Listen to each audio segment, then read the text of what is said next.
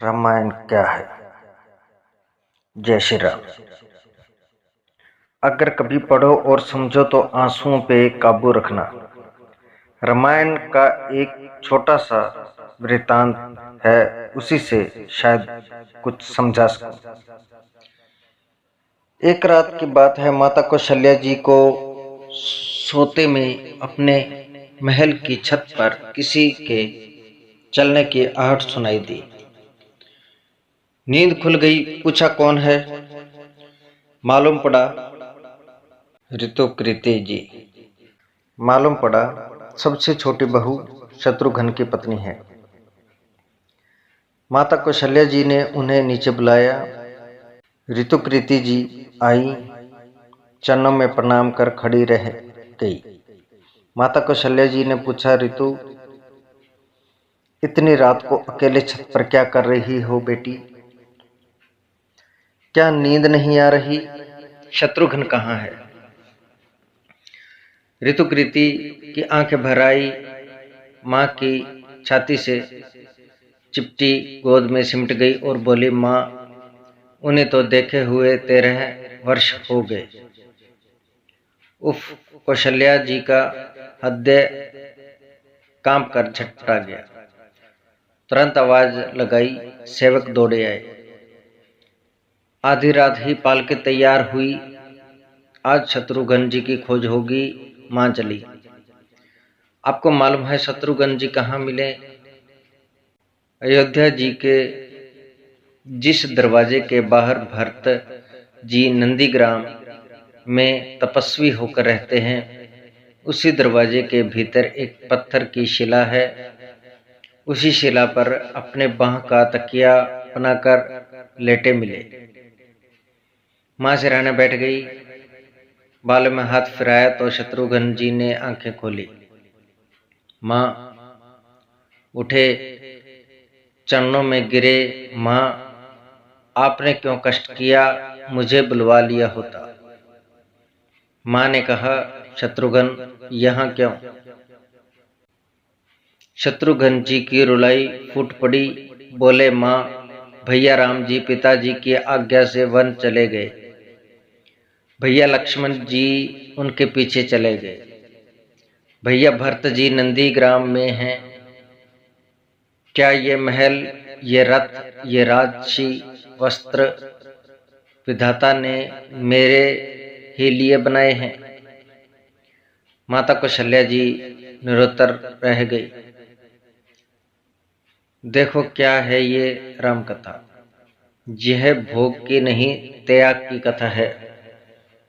यहाँ त्याग की ही प्रतियोगिता चल रही है और सभी प्रथम हैं, कोई पीछे नहीं रहा।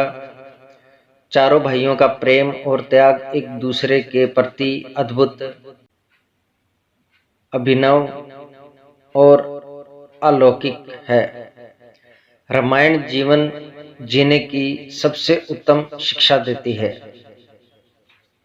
भगवान राम को 14 वर्ष का वनवास हुआ तो उनकी पत्नी सीता मैया ने भी सहर्ष वनवास स्वीकार कर लिया, परंतु बचपन से ही बड़े भाई की सेवा में रहने वाले लक्ष्मण जी कैसे राम जी से दूर हो जाते।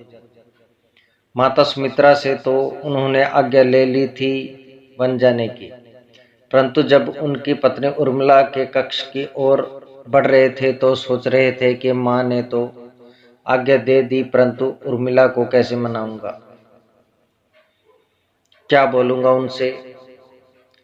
यही सोच विचार करके लक्ष्मण जी जैसे ही अपने कक्ष में पहुंचे तो देखा कि उर्मिला जी आरती का थाल लेके खड़ी थी और बोली, आप मेरी चिंता छोड़ प्रभु श्री राम की सेवा में वन को जाओ। मैं आपको नहीं रोकूंगी। मेरे कारण आपकी सेवा में कोई बाधा न आए, इसलिए साथ जाने की जिद भी नहीं करूंगी। लक्ष्मण जी को कहने में संकोच हो रहा था, परंतु उनके कुछ कहने से पहले ही उर्मिला जी ने उन्हें संकोच से बाहर निकाल दिया। वास्तव में यही पत्नी का धर्म है। पति संकोच में पड़े उससे पहले ही पत्नी उसके मन की बात जानकर उसे संकोच से बाहर कर दे। लक्ष्मण जी चले गए, परंतु 14 वर्ष तक उर्मिला ने एक तपस्विनी की भांति कठोर तप किया। वन में प्रभु श्री राम सीता की सेवा में लक्ष्मण जी कभी सोए नहीं, परंतु उर्मिला ने भी अपने महलों के द्वार कभी बंद नहीं किए और सारी रात जागकर उस दीपक की लौ को बुझने नहीं दिया। मेघनाथ से युद्ध करते हुए जब लक्ष्मण जी की शक्ति लग जाती है और हनुमान जी उनके लिए संजीवनी का पर्वत लेकर लौट रहे होते हैं, तो बीच में जब हनुमान जी अयोध्या के ऊपर से गुजर रहे थे तो भरत जी उन्हें राक्षस समझकर बाण मारते हैं और हनुमान जी गिर जाते हैं। तब हनुमान जी सारा वृत्तांत सुनाते हैं कि सीता जी को रावण हर ले गया, लक्ष्मण जी युद्ध में मूर्छित हो गए हैं। यह सुनते ही कौशल्या जी कहती हैं कि राम को कहना कि लक्ष्मण के बिना अयोध्या में पैर भी मत रखना, राम वन में ही रहें। माता सुमित्रा भी कहती हैं कि राम से कहना कि कोई बात नहीं, अभी शत्रुघ्न है, मैं उसे भेज दूंगी, मेरे दोनों पुत्र राम सेवा के लिए ही तो जन्मे हैं। माताओं का प्रेम देखकर हनुमान जी की आंखों में अश्रुधारा बह रही थी, परंतु जब उन्होंने उर्मिला को देखा तो सोचने लगे कि यह क्यों एकदम शांत और प्रसन्न खड़ी है, क्या इन्हें अपने पति के प्राणों की कोई चिंता नहीं। हनुमान जी पूछते हैं, देवी आपकी प्रसन्नता का कारण क्या है? आपके पति के प्राण संकट में हैं, सूर्य उदित होते ही सूर्य कुल का दीपक बुझ जाएगा। उर्मिला जी का उत्तर, कोई भी प्राणी उनकी वंदना किए बिना नहीं रह पाएगा। उर्मिला बोली, मेरा दीपक संकट में नहीं है, वो बुझ ही नहीं सकता। रही सूर्योदय की बात, तो आप चाहें तो कुछ दिन अयोध्या में विश्राम कर लीजिए, क्योंकि आपके वहां पहुंचे बिना सूर्य उदित नहीं हो सकता। आपने कहा कि प्रभु श्री राम मेरे पति को अपनी गोद में लेकर बैठे हैं। जो योगेश्वर प्रभु श्री राम की गोदी में लेटा हो, उसे काल छू भी नहीं सकता। यह तो दोनों लीला कर रहे हैं। मेरे पति जब से वन गए हैं तब से सोए नहीं हैं। उन्होंने न सोने का प्रण लिया था, इसलिए वे थोड़ी देर विश्राम कर रहे हैं, और जब भगवान की गोद मिल गई तो थोड़ा विश्राम ज्यादा हो गया, वे उठ जाएंगे। और शक्ति मेरे पति को लगी ही नहीं, शक्ति तो प्रभु श्री राम जी को लगी है। मेरे पति की हर श्वास में राम है, हर धड़कन में राम, उनके रोम रोम में राम है, उनके खून की बूंद बूंद में राम है। और जब उनके शरीर और आत्मा में ही सिर्फ राम है तो शक्ति राम जी को ही लगी, दर्द राम जी को हो रहा है। इसलिए हनुमान जी आप निश्चित होकर जाएं, सूर्य उदित नहीं होगा। राम राज्य की नींव जनक की बेटियां ही थी, कभी सीता तो कभी उर्मिला।